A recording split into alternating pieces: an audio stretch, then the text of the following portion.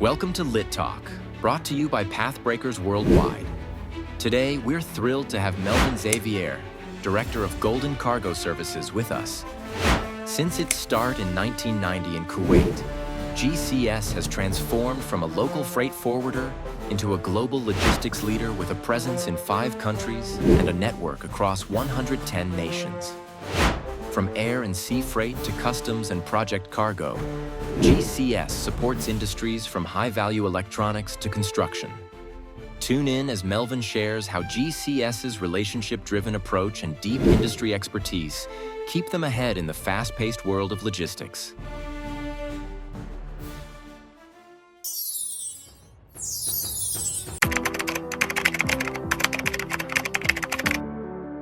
Hi, I'm Melvin Xavier, Managing Director at Golden Cargo Services, or GCS Logistics as it's more popularly known today.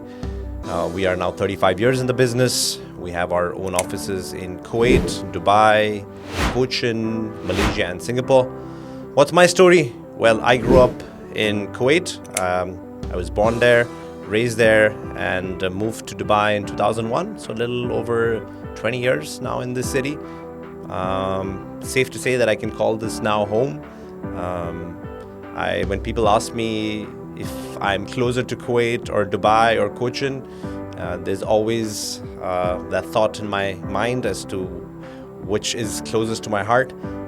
But now when I look back, I think I can safely say that Dubai is home to me.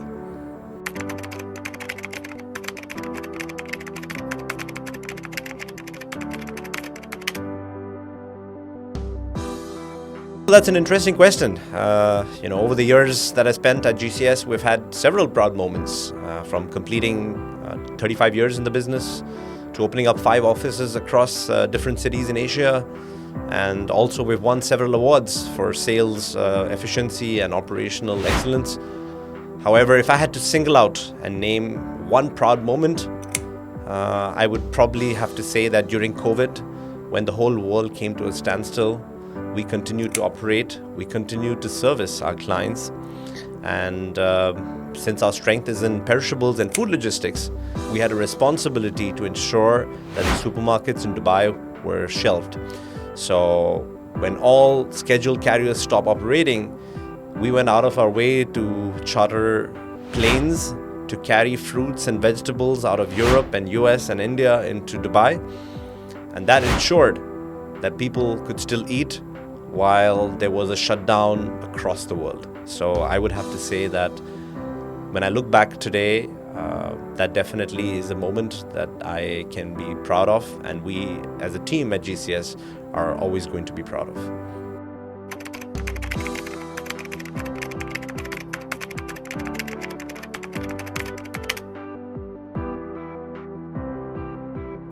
That actually brings a smile on my face when I think about that story. It brings back memories. And we went to the space of perishables and food, like I mentioned earlier as well. And we've handled all kinds of fruits, vegetables, and live seafood, live crabs, live fish. We've handled pets, animals, and all of those are challenging and interesting in its own way. But for me, the one that stands out is perhaps handling armored vehicles into Afghanistan. And that's interesting because we did not know the territory that we were going into. And also there were no scheduled carriers that were going into the army base in Kabul. So we had to charter these Russian planes for this operation. And this was from 10 years ago. And at that time, the charter industry was not very well regulated. So at one point, I found myself coordinating and talking to the pilot of the plane as he was about to land, and our money had not hit his account, and I was on a phone call with the pilot directly, coordinating our payment to ensure that it would hit him before the aircraft landed at Dubai airport. That was surreal almost, something that we don't come across every day. And I was holding my breath to see that transfer would actually go through, because there was so much at stake in terms of landing rights, in terms of the plane being stored in that airport and the costs accumulating on that front. And it felt a little bit like almost like mafia operation, where we were waiting on that payment to go through and the cars to be loaded. And then even when we had wheels off the ground, it was like completely in the dark until we landed in Kabul. So that was something I definitely look back on fondly. Today, the charter industry is a lot more regularized, so we don't get that kind of excitement, but it's definitely something that I look back fondly on.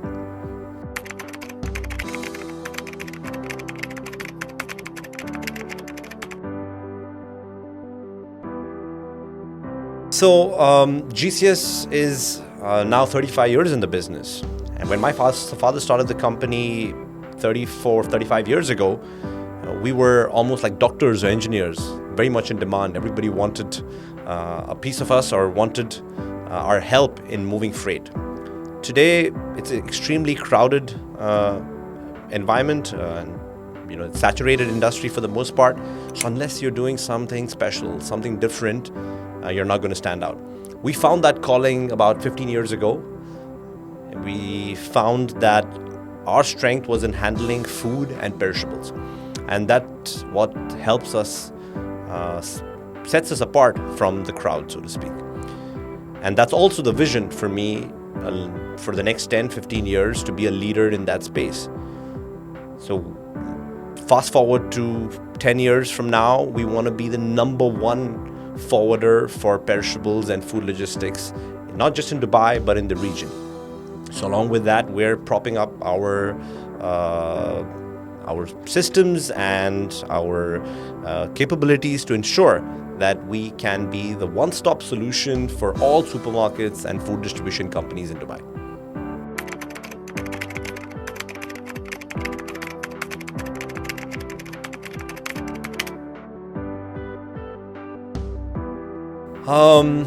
Okay, which country has surprised me the most? There's two ways to look at it. Surprised pleasantly and surprised maybe in a not so pleasant manner. I'm going to say pleasantly. I think Germany, when I first started working, I was amazed at how professional and structured their systems are and how the people have a no-nonsense approach to doing work. And so some of my closest friends in the industry happen to be from Germany, and it's also helped me shape who I am today. I've always loved their style of working, and I've tried to adopt some of those practices into my company as well. But on the not so pleasant side, I'd have to probably pick Libya. I mean, this is, this one time we had a shipment to Libya, and I realized that we have certain protocols on handling shipments with our documents. So you can use our documents to control the movements of these shipments. So what that means is, if I sent a container of, let's say, textiles into Libya, they're not allowed to release this until they receive my official document, which is the bill of lading. This one time, maybe 12 or 13 years ago, I sent some containers of vehicles into Libya, and we were controlling the shipment with the official document, which is a legal document of transport.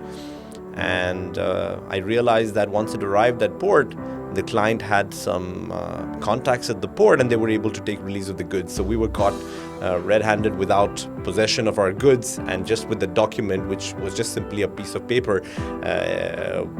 And we had to go to the international courts to try and retrieve the cargo, and it wasn't easy. In the end, we were able to find an amicable solution, but we never want to be placed in that situation again. So I'm always wary about doing shipments into Libya since that time.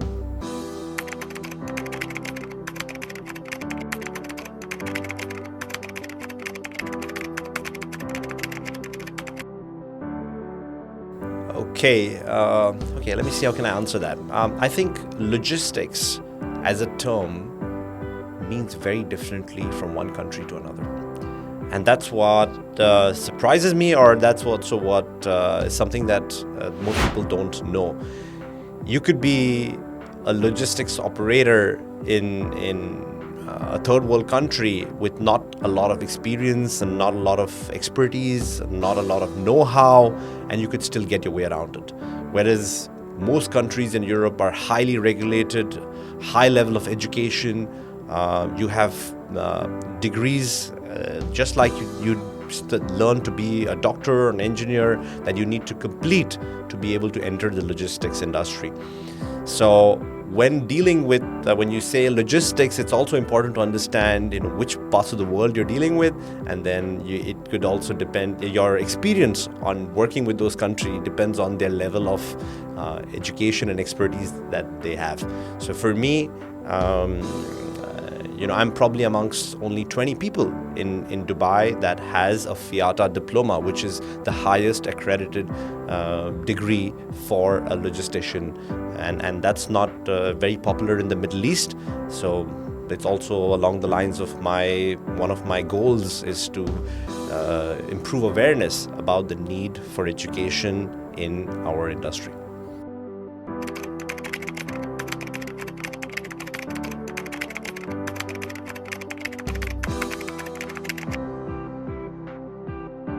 Years. Well, today our tagline is bringing the world to your door, which was quite well thought out, and something that I came up with after considerable thought. If I were to pivot that today, I would try to have a tagline that's focused on our number one strength, which is food and perishables. So for me, if I had to just think on the spot now, I would say your one-stop solution for all your perishable needs. Just simple as that.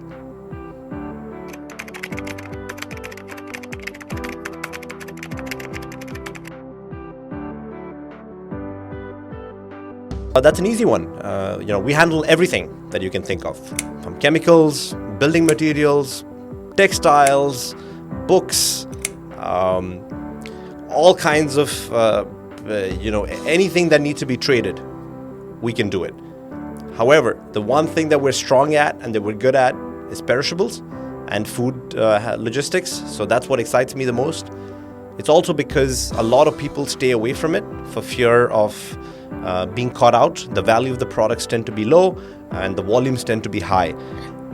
For me, it's exciting because I'm passionate about food and the people behind it.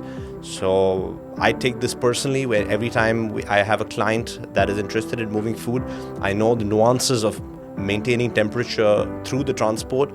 I understand what it takes to be handling products that are sensitive, not just to temperature, but also humidity levels sometimes. An example could be bananas moving out of South America. I'm passionate about ensuring that the products are just right when it arrives in Jebel Ali. This could involve moving it in containers that are ventilated, where we can control the humidity levels and ensure that when you pick that banana up from the supermarket, they're just right for your consumption. So that's the one service that excites me.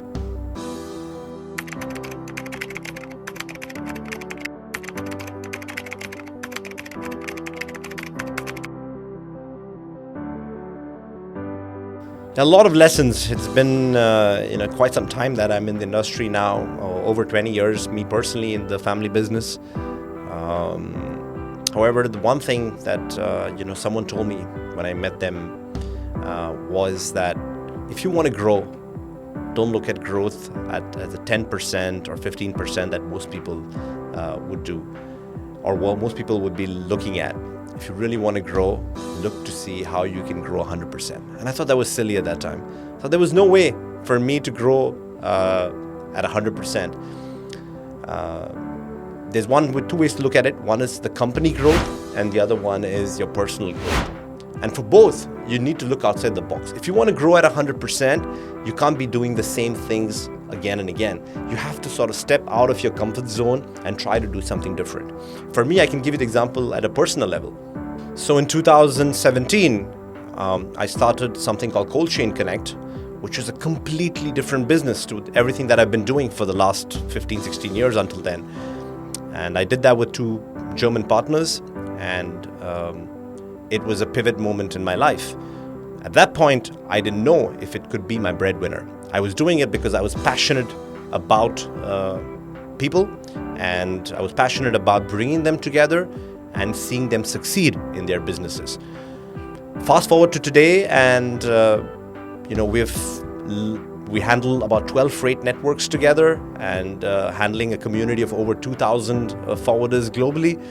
And I can safely say that it's a very large part of my life, both financially and also in terms of my passion and my time. So I guess the moral here for anybody that is looking to grow is that, number one, you need to be thinking outside the box if you really want to grow at that 100%. And number two, even if there isn't money in the beginning, if you're passionate about something, if you really enjoy doing it, persist with it, and everything will fall into place eventually.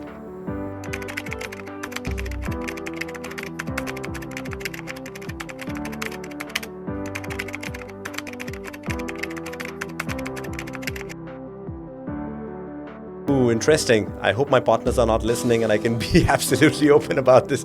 But it's interesting because working in my family business had its own challenges in terms of the ideology of my father and transitioning that from the old to the new and finding that balance, and also sometimes playing good cop and bad cop. But for the most part, I felt like I had the independence to be making a lot of the decisions on my own. When you work in a partnership with two other strong personalities, like in my case in the X2 business, there's a different dynamic. So now I'm always having to work together as a team. We have the staff and the employees, which is the larger team. But beyond that, when you have two other partners in your business, we also have an inside team amongst us. And now I have to be a lot more careful about managing the decisions that we make, and also sharing my opinion and having to convince them of an opinion. It has its good and the bad. The good, I have now a good sounding board for some of my thoughts and my decisions that I would want to make. And on the bad side, sometimes I feel like the decisions are a little bit slower than I would like them to be. But for the most part, if you're in a partnership and you can have clear segregation and delegation of the verticals within your business that you want to handle, then you should be okay. I also think that you have to find a balance between the partners in terms of who's working in the business and who's working on the business. Both equally important. For me, I'm somebody who's passionate about people and the community itself, so I love working in the business. I have completely sunk into the business, and my partners, on the other hand, like working on the business and make some of the long-term decisions versus me making some of the more short-term, medium-term decisions. We found that balance, and hopefully this can continue.